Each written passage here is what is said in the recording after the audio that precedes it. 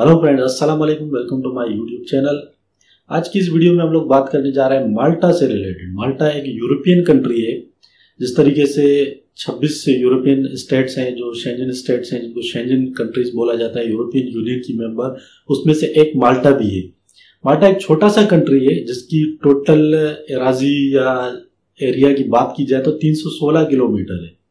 ये इसके चारों तरफ समंदर है, आइलैंड टाइप का एक कंट्री है।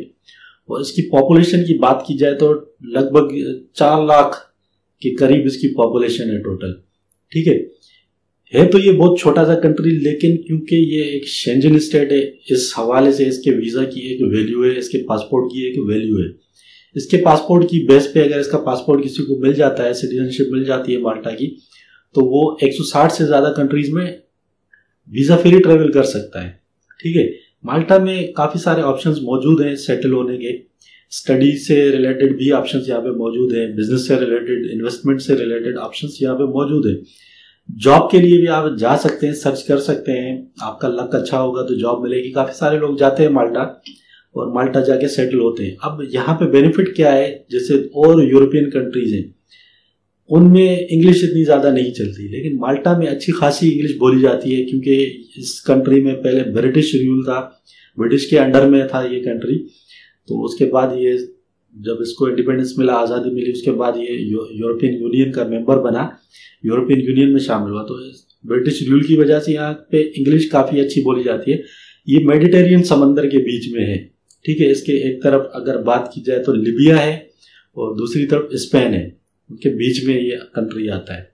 अब इसकी वीज़ा रिक्वायरमेंट की अगर मैं बात करूं तो सेम रिक्वायरमेंट्स होती हैं, जो रिक्वायरमेंट्स और किसी शेंजन कंट्री की हैं वही रिक्वायरमेंट्स माल्टा की भी है।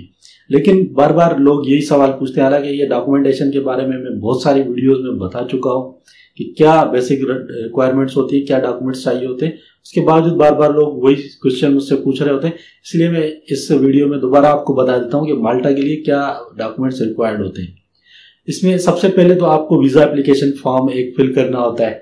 ठीक है, वो आप डाउनलोड कर सकते हो माल्टा की जो एम्बेसीज की वेबसाइट्स होती है वहां से जाके। ठीक है, उसके अलावा आपका जो पासपोर्ट है उसको कम से कम आप 6 महीने तक वैलिड रखो। ठीक है, 6 महीने तक आपका पासपोर्ट वैलिड है तो आप अप्लाई करो। उसके बाद जिस चीज की रिक्वायरमेंट होती है, आपका कोई आईडी कार्ड है, जैसे पाकिस्तान में CNIC होता है, उसकी आपने कॉपी लगा देनी है। इंडिया में पैन कार्ड वगैरह है तो उसकी कॉपी लगा देनी। ठीक है, अगर आप एम्प्लॉय जॉब करते हैं तो आपका एक एम्प्लॉयमेंट लेटर चाहिए होगा। एम्प्लॉयमेंट लेटर आपके एम्प्लॉयर की तरफ से, आपकी कंपनी की तरफ से वो चाहिए होगा। ठीक है, वो आपने लगाना है। NOC लेटर भी उसको बोला जाता है। उसके बाद अगर आपकी सैलरी आपके बैंक अकाउंट में आती है और शो हो रही है कि आपकी सैलरी आती है आपके बैंक अकाउंट में, तो सिर्फ आप अपना 6 मंथ्स का बैंक स्टेटमेंट लगाएंगे। अगर आपकी सैलरी आपके बैंक अकाउंट में नहीं आती तो आपने 6 मंथ की सैलरी स्लिप्स उसके साथ अटैच करनी है। अब अगर आप बिजनेस की बेस पे अप्लाई करते हो तो आपको बिजनेस रजिस्ट्रेशन के प्रूफ चाहिए होंगे। ठीक है, बिजनेस रजिस्ट्रेशन के प्रूफ लगा दो। कोई भी रजिस्ट्रेशन सर्टिफिकेट है आपके पास बिजनेस का, वो लगा दो। अब पाकिस्तान में जो सोल प्रोप्राइटरशिप बिजनेस होता है उसकी बेस जो होती है वो आपके NTN नंबर से, उसके सर्टिफिकेट से पता चल जाता है कि आपका ये बिजनेस है। ठीक है, वो आप NTN का जो सर्टिफिकेट है वो लगा दो। उसके अलावा आपको टैक्स रिटर्न्स शो करने होते हैं। जैसे इंडिया में ITR होता है और पाकिस्तान में NTN होता है। ठीक है, आपने 2 साल के, लास्ट 2 ईयर्स के टैक्स रिटर्न्स की जो स्लिप्स हैं वो आपने अटैच करनी है, वो आपने इसके साथ लगा देनी है। इसके अलावा अगर आप बिजनेस की बेस पे अप्लाई करते हो तो अपना बिजनेस का जो आपका बैंक अकाउंट है उसकी स्टेटमेंट भी आप लगा दो। साथ में आप अपने पर्सनल बैंक अकाउंट की स्टेटमेंट भी लगा दो 6 मंथ्स की। ठीक है, उसके बाद जो चीज आपको चाहिए होगी, आपने अपनी फैमिली टाइज शो करनी है। आपका कोई भी, जैसे पाकिस्तान में फैमिली रजिस्ट्रेशन सर्टिफिकेट होता है वो लगा दो आप। इंडिया में भी कोई सर्टिफिकेट होगा जिस फैमिली से रिलेटेड होता है। मैरिड हो तो अपना मैरिज सर्टिफिकेट की कॉपी आपने लगा देनी है। आपके कोई बच्चे वगैरह है तो उनका बर्थ सर्टिफिकेट की कॉपी भी आप लगा सकते हो। ठीक है, उसके बाद जो चीज आपको चाहिए होगी वो है आपकी इंश्योरेंस, ट्रैवल इंश्योरेंस। ठीक है, ट्रैवल इंश्योरेंस आपकी जो है वो वैलिड होनी चाहिए। जितने ड्यूरेशन के लिए आप अप्लाई करते हो उतने ड्यूरेशन के लिए आपकी वैलिड ट्रैवल इंश्योरेंस की जरूरत होगी, वो आप लगा दो। 30,000 यूरो कवर होना चाहिए उसके अंदर। 30,000 यूरो की कवरेज देती हो, वो शेंजन स्टेट्स को कवर करती हो, टोटल शेंजन एरिया को। वो ट्रैवल इंश्योरेंस आप लगा दो। होटल बुकिंग करके आप एक कंफर्म होटल बुकिंग जितने दिन के लिए आप जा रहे हो उस हिसाब से वो लगा दो। एक कवर लेटर लिखो, कवर लेटर अच्छे से लिखो, रीजन लिखो आप क्यों जाना चाह रहे हो माल्टा, वो कवर लेटर आप लगाओ।